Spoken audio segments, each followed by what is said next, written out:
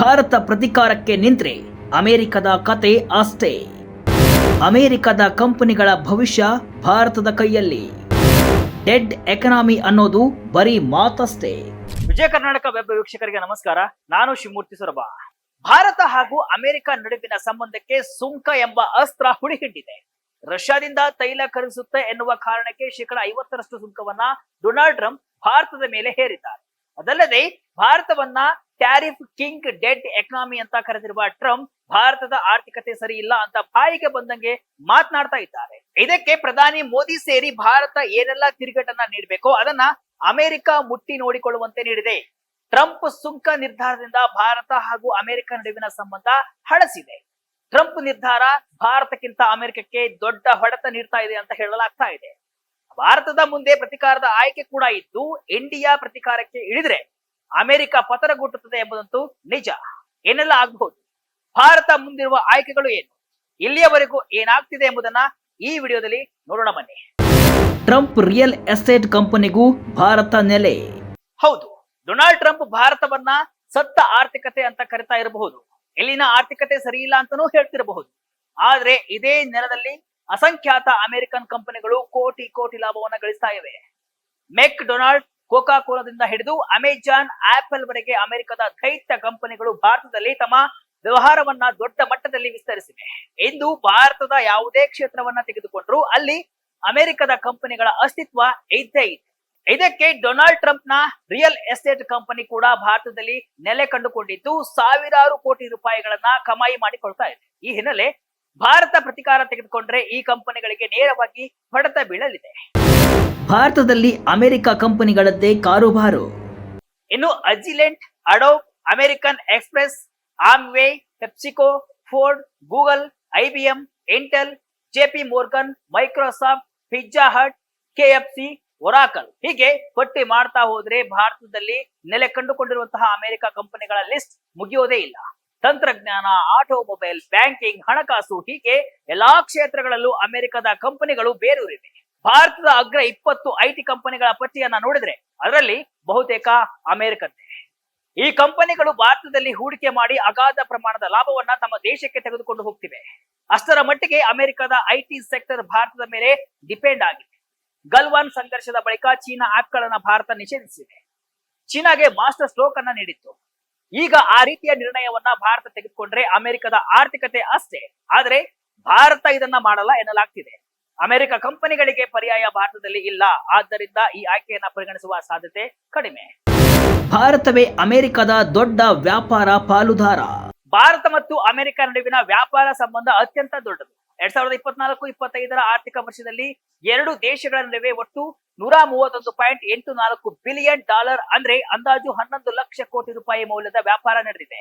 ಇದರಲ್ಲಿ ಭಾರತವು ಅಮೆರಿಕಕ್ಕೆ $86.51 ಬಿಲಿಯನ್ ಮೌಲ್ಯದ ಸರಕುಗಳನ್ನ ರಫ್ತು ಮಾಡಿದ್ರೆ ಅಮೆರಿಕದಿಂದ $45.33 ಬಿಲಿಯನ್ ಮೌಲ್ಯದ ಸರಕುಗಳನ್ನ ಆಮದು ಮಾಡಿಕೊಂಡಿದೆ. ಭಾರತವು ಅಮೆರಿಕದಿಂದ ಪೆಟ್ರೋಲಿಯಂ ಉತ್ಪನ್ನಗಳು, ವಿಮಾನದ ಭಾಗಗಳು, ಕಲ್ಲಿದ್ದಲನ್ನ ಖರೀದಿಸಿದ್ರೆ ಅಮೆರಿಕವು ಭಾರತದಿಂದ ಔಷಧೀಯ ಉತ್ಪನ್ನಗಳು, ತಂತ್ರಜ್ಞಾನ, ರತ್ನಗಳು ಮತ್ತು ಆಭರಣಗಳಂತಹ ಅನೇಕ ವಸ್ತುಗಳನ್ನ ಖರೀದಿಸ್ತಾ ಇದೆ. ಅಂದ್ರೆ ಎರಡು ದೇಶಗಳು ಪರಸ್ಪರ ಡಿಪೆಂಡ್ ಆಗಿವೆ. ಭಾರತ ಪ್ರತಿಕಾರ ತೀರಿಸಿಕೊಂಡ್ರೆ ಏನಾಗಬಹುದು?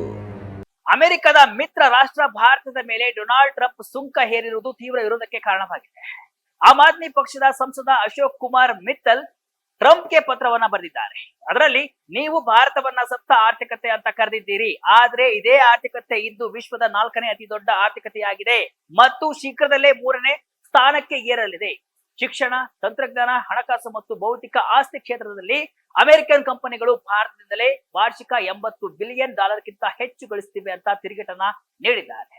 ಭಾರತ ಏನಾದರೂ ಪ್ರತಿಕಾರದ ಕ್ರಮಗಳನ್ನ ತೆಗೆದುಕೊಂಡ್ರೆ ಈ ಎಲ್ಲಾ ಅಮೆರಿಕನ್ ಕಂಪನಿಗಳಿಗೆ ಸಂಕಷ್ಟ ಶುರುವಾಗಲಿದೆ.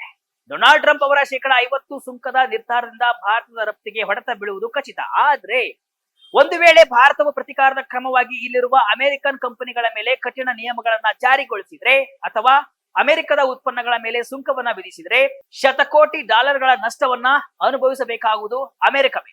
2018ರಲ್ಲಿ ಅಮೆರಿಕದಿಂದ ಆಮದಾಗ್ತಾ ಇದ್ದಂತಹ ಉತ್ಪನ್ನಗಳ ಮೇಲಿನ ರಿಯಾಯಿತಿಯನ್ನ ಭಾರತ ರದ್ದು ಮಾಡಿತ್ತು. ಈಗಲೂ ಅಂತಹದ್ದೇ ಆಯ್ಕೆ ಭಾರತದ ಮುಂದೆ ಇದೆ. ಔಷಧ, ಎಲೆಕ್ಟ್ರಾನಿಕ್ಸ್ ಮೇಲೆ ಸುಂಕ ಇಲ್ಲ. ಇನ್ನು ಭಾರತದಿಂದ ರಫ್ತಾಗುವ ಔಷಧಗಳು ಮತ್ತು ಎಲೆಕ್ಟ್ರಾನಿಕ್ ವಸ್ತುಗಳ ಮೇಲೆ ಅಮೆರಿಕ ಈವರೆಗೆ ಯಾವುದೇ ಹೆಚ್ಚುವರಿ ಸುಂಕವನ್ನ ವಿಧಿಸಿಲ್ಲ ಅಂತ ಕೇಂದ್ರ ಸರ್ಕಾರ ಮಂಗಳವಾರ ತಿಳಿಸಿದೆ. ಲೋಕಸಭೆಗೆ ನೀಡಿರುವ ಲಿಖಿತ ಉತ್ತರದಲ್ಲಿ ವಾಣಿಜ್ಯ ಮತ್ತು ಕೈಗಾರಿಕಾ ಖಾತೆ ಸಹಾಯಕ ಸಚಿವ ಜಿತಿನ್ ಪ್ರಸಾದ್ ಈ ವಿಷಯವನ್ನು ತಿಳಿಸಿದ್ದಾರೆ. ಭಾರತದಿಂದ ಅಮೆರಿಕಕ್ಕೆ ರಫ್ತು ಮಾಡುವ ಕೆಲವು ಸರಕುಗಳ ಮೇಲೆ ಆಗಸ್ಟ್ 7ರಿಂದ ಜಾರಿಗೆ ಬರುವಂತೆ 25% ಪ್ರತಿ ಸುಂಕ ವಿಧಿಸಲಾಗಿದೆ. ಭಾರತದಿಂದ ಅಮೆರಿಕಕ್ಕೆ ರಫ್ತಾಗುವ 55% ಉತ್ಪನ್ನಗಳ ಮೇಲೆ ಪ್ರತಿ ಸುಂಕ ಪರಿಣಾಮ ಬೀರುತ್ತೆ ಅಂತ ಅಂದಾಜಿಸಲಾಗಿದೆ. ಇದಲ್ಲದೆ ರಷ್ಯಾದಿಂದ ತೈಲವನ್ನ ಆಮದು ಮಾಡಿಕೊಳ್ಳುತ್ತಿರುವಂತಹ ಕಾರಣಕ್ಕೆ 25% ಹೆಚ್ಚುವರಿ ಪ್ರತಿ ಸುಂಕವನ್ನ ಹೇರಲಾಗಿದ್ದು, ಇದು ಆಗಸ್ಟ್ 27ರಿಂದ ಜಾರಿಗೆ ಬರುತ್ತೆ ಅಂತ ಅವರು ಹೇಳಿದ್ದಾರೆ. ಈಗಾಗಲೇ ಜಾರಿಯಲ್ಲಿರುವ 25% ಪ್ರತಿ ಸುಂಕ ಹಾಗೂ 27ರಿಂದ ಜಾರಿಗೆ ಬರುವ ಹೆಚ್ಚುವರಿ ಸುಂಕದ ಪರಿಣಾಮಗಳ ಕುರಿತು ರಫ್ತುದಾರರು, ಕೈಗಾರಿಕೆಗಳು ಹಾಗೂ ಎಲ್ಲ ಪಾಲುದಾರರೊಂದಿಗೆ ಹಲವು ಸುತ್ತಿನ ಮಾತುಕತೆ ನಡೆಸಿದ್ದೇವೆ. ರಫ್ತುದಾರರ ಹಿತರಕ್ಷಣೆಗೆ ಕೈಗೊಳ್ಳಬೇಕಾದ ಕ್ರಮಗಳ ಕುರಿತು ಚಿಂತನೆ ಮಂಥನ ನಡೀತಾ ಇದೆ. ರೈತರು, ಕಾರ್ಮಿಕರು, ಉದ್ಯಮಿಗಳು, ರಫ್ತುದಾರರು, ಎಂಎಸ್ಎಂಇಗಳು ಮತ್ತು ಉದ್ಯಮದ ಎಲ್ಲಾ ವಿಭಾಗಗಳ ಕಲ್ಯಾಣವನ್ನ ರಕ್ಷಿಸಲು ಮತ್ತು ಉತ್ತೇಜಿಸಲು ಸರ್ಕಾರ ಬದ್ಧವಾಗಿದೆ ಅಂತ ಕೇಂದ್ರ ತಿಳಿಸಿದೆ. ಆಗಸ್ಟ್ 15ರ ಟ್ರಂಪ್ ಪುಟಿನ್ ಸಭೆ ಮೇಲೆ ಚಿತ್ತ. ಭಾರತ ಅಮೆರಿಕ ದ್ವಿಪಕ್ಷೀಯ ವ್ಯಾಪಾರ ಒಪ್ಪಂದದ ಚರ್ಚೆಯಲ್ಲಿ ತೊಡಗಿಸಿಕೊಂಡಿದೆ. ಮಾರ್ಚ್ 2025ರಿಂದ ಮಾತುಕತೆಗಳು ನಡೆಯುತ್ತಿವೆ. ಇಲ್ಲಿಯವರೆಗೆ 5 ಸುತ್ತಿನ ಮಾತುಕತೆಗಳು ನಡೆದಿವೆ. ಕೊನೆಯದಾಗಿ ಜುಲೈ 14-18ರವರೆಗೆ ವಾಷಿಂಗ್ಟನ್ ನಲ್ಲಿ ನಡೆದಿತ್ತು. ಅಮೆರಿಕ ತಂಡವು 6ನೇ ಸುತ್ತಿನ ಮಾತುಕತೆಗಾಗಿ ಆಗಸ್ಟ್ 24ರಂದು ಭಾರತಕ್ಕೆ ಭೇಟಿ ನೀಡಲಿದೆ. ಅಮೆರಿಕ ಪ್ರತಿಸುಂಕ ನಿರ್ಣಯ ಕೈಗೊಂಡ ನಂತರ 3 ತಿಂಗಳ ತೆರಿಗೆ ವಿರಾಮ ಘೋಷಿಸಿತ್ತು. ಇದು ಆಗಸ್ಟ್ 1ಕ್ಕೆ ಕೊನೆಗೊಳ್ಳುವ ಮುನ್ನವೇ ಭಾರತದ ಮೇಲೆ 25% ಪ್ರತಿಸುಂಕವನ್ನ ವಿಧಿಸುವ ಘೋಷಣೆಯನ್ನ ಮಾಡಿತ್ತು. ರಷ್ಯಾದಿಂದ ತೈಲವನ್ನ ಆಮದು ಮಾಡಿಕೊಳ್ಳುವುದನ್ನ ನಿಲ್ಲಿಸಬೇಕು ಅಂತ ತಾಕೀತು ಮಾಡಿ 25% ಹೆಚ್ಚುವರಿ ಪ್ರತಿಸುಂಕವನ್ನ ವಿಧಿಸಿತ್ತು. ಇದು ಆಗಸ್ಟ್ 27ರಿಂದ ಜಾರಿಗೆ ಬರಲಿದೆ. ಆಗ ನಮ್ಮ ಉತ್ಪನ್ನಗಳ ಮೇಲೆ ದೊಡ್ಡಣ್ಣನ ಒಟ್ಟು ಸುಂಕ ಪ್ರಮಾಣ 50% ಆಗುತ್ತೆ. ಆಗಸ್ಟ್ 15ರಂದು ಪುಟಿನ್ ಹಾಗೂ ಡೊನಾಲ್ಡ್ ಟ್ರಂಪ್ ನಡುವೆ ಸಭೆ ನಿಗದಿಯಾಗಿದ್ದು, ಇದು ಜಗತ್ತಿನ ಕುತೂಹಲವನ್ನ ಕೆರಳಿಸಿದೆ. ರಷ್ಯಾ ಕದನ ವಿರಾಮಕ್ಕೆ ಒಪ್ಪಿಕೊಂಡ್ರೆ ಭಾರತಕ್ಕೆ ದೊಡ್ಡ ರಿಲೀಫ್ ಸಿಗಲಿದೆ. ಒಟ್ಟಿನಲ್ಲಿ ಡೊನಾಲ್ಡ್ ಟ್ರಂಪ್ ಭಾರತವನ್ನ ಹೀಯಾಳಿಸುತ್ತಿರಬಹುದು, ಆದ್ರೆ ಅವರು ಸತ್ತ ಆರ್ಥಿಕತೆ ಅಂತ ಕರೆಯುವ ಇದೇ ಭಾರತ ಅಮೆರಿಕದ ಕಂಪನಿಗಳಿಗೆ ಜೀವಂತ ಸ್ವರ್ಗವಾಗಿದೆ. ಭಾರತ ಒಂದು ನಿರ್ಧಾರ ತೆಗೆದುಕೊಂಡ್ರೆ ಅಮೆರಿಕದ ಆರ್ಥಿಕತೆಗೆ $100 ನಷ್ಟವನ್ನ ಉಂಟು ಮಾಡುವ ಶಕ್ತಿ ಎಂದಿಗೂ ಭಾರತಕ್ಕಿದೆ. ಭಾರತದ ಮುಂದೆ ಪ್ರತಿಕಾರದ ಆಯ್ಕೆ ಇದ್ದೇ ಇದೆ. ಆದ್ರೆ ಮೋದಿ ಸರ್ಕಾರ ಕಾದು ನೋಡುವ ತಂತ್ರವನ್ನ ಅನುಸರಿಸ್ತಾ ಇದೆ. ಇದಿಷ್ಟು ಇವತ್ತಿನ ವಿಶೇಷ. ಇದೇ ರೀತಿಯ ಹಲವು ವಿಶ್ಲೇಷಣೆ, ಮಾಹಿತಿ ಅಷ್ಟೇ ಅಲ್ಲ, ಮನರಂಜನೆಯ ವಿಡಿಯೋಗಳಿಗಾಗಿ ವಿಜಯ ಕರ್ನಾಟಕ ವೆಬ್ಸೈಟ್, ಫೇಸ್ಬುಕ್ ಹಾಗೂ ಯೂಟ್ಯೂಬ್ ಪೇಜ್ ಅನ್ನ ಫಾಲೋ ಮಾಡಿ. ಧನ್ಯವಾದಗಳು.